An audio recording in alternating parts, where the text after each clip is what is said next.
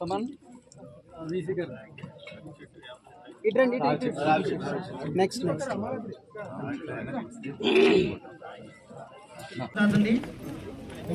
హరితాంధ్ర కోసం అడుగేద్దామనే భాగంలో ఈరోజు మన గౌరవ ముఖ్యమంత్రి గారు శ్రీ నారా చంద్రబాబు నాయుడు గారు మరియు మన ఉప ముఖ్యమంత్రి కొణిదెల పవన్ కళ్యాణ్ గారు మరియు కావలి నియోజకవర్గం సంబంధించి మన ప్రియతమ శాసనసభ్యులు శ్రీ దగ్గుమాటి వెంకటకృష్ణారెడ్డి గారి ఆధ్వర్యంలో ఈరోజు ఈ యొక్క వన మహోత్సవం 2024 సంబంధించి ప్రతిజ్ఞ చేసుకుంటున్నాము. ఆకుపచ్చని ఆశయాలతో ఆంధ్రప్రదేశ్ అభివృద్ధికి తోడ్పడతానని పచ్చని చెట్టే ప్రగతికి సోపాన మార్గమని గుర్తెరిగి ప్రకృతిలోని సమతుల స్థితి అవసరాన్ని గుర్తిస్తూ ప్రతి నీటి బొట్టును సద్వినియోగపరుస్తానని చెట్ల ఆవశ్యకత పట్ల అవగాహన పెంచుతూ వనాలను నరకనివ్వనని విరివిగా మొక్కలు నాటుతానని మన ఊరూర వాడవాడ ఇంటా బయట అన్ని చోట్ల మొక్కలు నాటడంతో పాటు వాటి సంరక్షణ బాధ్యతను కూడా స్వీకరించి ఆంధ్రప్రదేశ్ పచ్చని తోరణంగా తీర్చిదిద్దేందుకు కృషి చేస్తానని ప్రతిజ్ఞ చేస్తున్నాను. ప్రజలు ఆరోగ్యంగా ఉండాలంటే ఖచ్చితంగా మొక్కలు నాటి వాటిని సంరక్షించాల్సిన బాధ్యత అందరిపై ఉందని ఎమ్మెల్యే పేర్కొన్నారు. కావలి పీజీ సెంటర్ నందు రోటరీ క్లబ్ వారి ఆధ్వర్యంలో, ఫారెస్ట్ డిపార్ట్మెంట్ వారి ఆధ్వర్యంలో అందరూ కూడా ఇక్కడికి విచ్చేసి ఈరోజు నగర వనంలో భాగంగా చెట్లు నాటే కార్యక్రమానికి శ్రీకారం చుట్టినందుకు పేరున అందరినీ కూడా అభినందిస్తున్నా. మానవాళి జీవితానికి ఆక్సిజన్ చాలా అవసరం. ఆక్సిజన్ మనం స్వీకరించే క్రమంలో ఎన్నో చెట్ల రూపంలో మన ఆక్సిజన్ స్వీకరిస్తున్నాం. గతంలో మనకు గురువులు పాఠాలు చెప్పేటప్పుడు చెట్ల కింద పాఠాలు చెప్పేటువంటి సంస్కృతి ఉండేది. పూర్వకాలంలో ఋషులు తపస్సు చేస్తే చెట్ల కింద కూర్చొని తపస్సు చేసేటువంటి సంస్కృతి ఉండేది. కారణం చెట్ల కింద ఆక్సిజన్ ఎక్కువగా ఉంటుందనే ఉద్దేశంతో చెట్ల కిందనే అన్ని కార్యక్రమాలు నిర్వహించేవారు. అందుకనే దేవుళ్ళకి ప్రతిరూపాలుగా రావి చెట్టుని నారాయణ స్వామికి, విష్ణు పరమాత్మకి, వేప చెట్టుని లక్ష్మీదేవికి కలుపుతూ వేప చెట్టు రావి చెట్టును కలిపి మనం పూజించడం మన సనాతన ధర్మం. కారణం రావి చెట్టు నుంచి ఆక్సిజన్ 100% వెలువడి అవుతుంది. వేప చెట్టు నుంచి 85% ఆక్సిజన్ బయటకు వస్తుంది.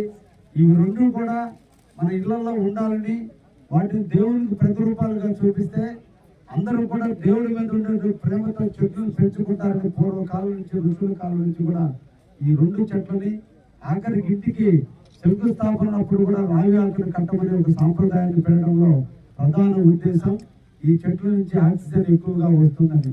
అదేవిధంగా శివుని కొలిచే వాళ్ళందరూ కూడా మారేడు చెట్టుని దేవతా వృక్షంగా పెట్టడం జరిగింది. మారేడు చెట్టు కూడా కార్బన్ డైఆక్సైడ్ స్వీకరించి 85% ఆక్సిజన్ ఇస్తుంది. అదేవిధంగా ఉసిరిక చెట్టు కూడా 80% ఆక్సిజన్ ఇస్తుంది. మర్రి చెట్టు 80% ఆక్సిజన్ ఇస్తుంది.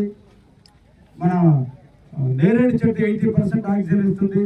అందుకనే ఈ చెట్లన్నింటినీ కూడా దేవతా వృక్షాలుగా చెట్ల కిందనే మంచాలు వేసుకుని నిద్రపోయేటువంటి సంస్కృతికి పెద్దలు నాంది పలికారు. కానీ ఈరోజు సనాతన ధర్మాన్ని వదిలి మనం ఈరోజు సైంటిఫిక్ రీజన్లతో మనం ముందుకు పోతూ ఈరోజు చెట్లను నరుక్కుంటూ మనకు ఆక్సిజన్ లేక మన ఊపిరితిత్తుల్లో ఎడలేని జబ్బులు తెచ్చుకుంటున్నటువంటి పరిస్థితుల్లో మనం ఉన్నాం.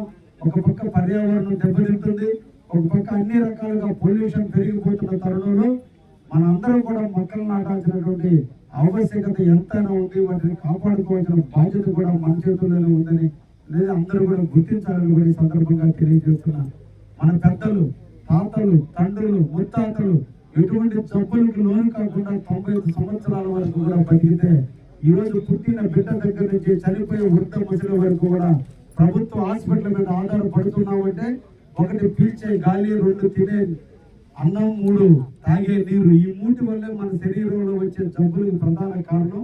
వాటిల్లో ప్రధానమైనది ఊపిరితిత్తులకు సంబంధించినటువంటి గాలి వల్లే మనం ఎనలేని జబ్బుల్ని కొని తెచ్చుకున్నాం అనే విషయాన్ని కూడా మన అందరం కూడా గుర్తిరిగి ఆంధ్రప్రదేశ్ పచ్చదనంగా ఉంటే దేశం బాగుంటుంది, మన ప్రజలు బాగుంటారు, అందరూ సుఖ సంతోషాలతో ఉంటారనే ఆలోచనతో కావలి ప్రజలు నాకు 30,943 ఓట్ల మెజార్టీ ఇచ్చి కావలి చరిత్రలో ఎవరికి ఉన్నటువంటి అవకాశాన్ని నాకు ఇచ్చారు. అప్పుడే చెప్పాను, కావలిలో తప్పకుండా 30,943 మొక్కలు నా ఆధ్వర్యంలో నేను నా స్వయం కృషితో నాటుతానని, తప్పకుండా అవన్నీ కూడా వర్షాలు వచ్చిన తర్వాత వాటికి సంబంధించిన కార్యాచరణ కూడా నిర్వహించడం కూడా జరిగింది. తొందరలో మొక్కలు నాటే కార్యక్రమాన్ని కూడా స్వీకరిస్తామని, దీనికి మీరు అందరూ కూడా కలిసి నాతో నడవండి అని చెప్పి పేరు పేరున మిమ్మల్ని అందరినీ కూడా కోరుకుంటున్నా. మన కావలి పొల్యూషన్ కు దూరంగా ప్రశాంతమైన వాతావరణంలో పచ్చదనం పరిశుభ్రత కార్యక్రమం నిర్వహించుకుంటూ నిరంతరం కూడా కావలి పరిశుభ్రంగా ఉండేదానికి నేను తోడ్పడుతున్నాను. నాతో మీరు కూడా చేతులు చేసి నడవండి అని చెప్పి సందర్భంగా అందరినీ కూడా కోరుకుంటూ, నేను చదువుకున్న సెంటర్లో 1988 నుంచి 90 వరకు ఇదే సెంటర్లో నేను ఎంకామ్ పీజీ చేశాను. అదే సెంటర్లో ఈ రోజు మొక్క నాటే కార్యక్రమానికి వచ్చినందుకు నా జన్మ ధన్యమైందని కూడా ఈ సందర్భంగా సరస్వతి దేవి కౌగిల్లో, సరస్వతి దేవి ముంగిట్లో ఈ రోజు మంచి కార్యక్రమంలో నన్ను ఆహ్వానించిన కాలేజీ యాజమాన్యానికి, అదేవిధంగా ఫారెస్ట్ అధికారులకి, రోటరీ క్లబ్ అధికారులు అందరూ కూడా, అది కూడా ముఖ్యంగా కళామ తల్లి యొక్క అందరికీ ఆచార్యుడుగా ఉండబోయేటువంటి ఆచార్యుడైనటువంటి వైస్ ఛాన్సలర్ గారి సమక్షంలో ఈరోజు నాటం ఒక పూర్వజన్మ సుకృతంగా భావిస్తూ ఈ అవకాశం ఇచ్చిన పెద్దలందరూ కూడా ధన్యవాదాలు. కావలి అభివృద్ధి చెందుతుంది, కావలి కనకపట్నం కాబోతుంది, బ్రహ్మంగారి కాలజ్ఞానం నిజం కాబోతుందని కూడా ఈ సందర్భంగా తెలియజేస్తున్నాను. గతంలో కాదు, ప్రస్తుతం కాంట్రాక్టర్ గా మీరే ఉన్నారు, ఈ రోజు ఎమ్మెల్యేగా దాన్ని మీరే ప్రారంభిస్తున్నారు. ఎలా చూస్తారు? ఎలా ఉంది మీ ఫీలింగ్? ఓ పూర్వజన్మ సుకృతం, అది ఎన్నో జన్మల ఫలం. నా తల్లిదండ్రులు నాకు ఇచ్చిన వరం, వారు చేసిన పుణ్యఫలమే ఈరోజు కావలి నియోజకవర్గంలో చదువుకున్న కాలేజీలో, చదువుకున్న పీజీ సెంటర్లో, అదేవిధంగా నేను కట్టిన ఆర్బన్ని నేనే ఓపెన్ చేయించుకోవడం నిజంగా పూర్వజన్మ సుకృతం. ఇది నా తల్లిదండ్రులు నాకు ఇచ్చిన వరం. యాక్చువల్గా ఈ ఫిషింగ్ హార్బర్ టోటల్ బడ్జెట్ ఎంత? ఇది ఎన్ని గ్రామాల ప్రజలకు ఉపయోగపడుతుంది? ఇది 288 కోట్లతో దీన్ని ఎస్టిమేషన్ వేయడం జరిగింది. ఇప్పటికి 400 కోట్ల దాకా దీనికి ఖర్చు అవుతుంది. ఇంకా కూడా 52 కోట్ల రూపాయలు అదనంగా ఖర్చు పెట్టాలి. బకింగ్హామ్ కెనాల్ మీద బ్రిడ్జిని ఏర్పాటు చేయాల్సిన అవసరం ఉంది.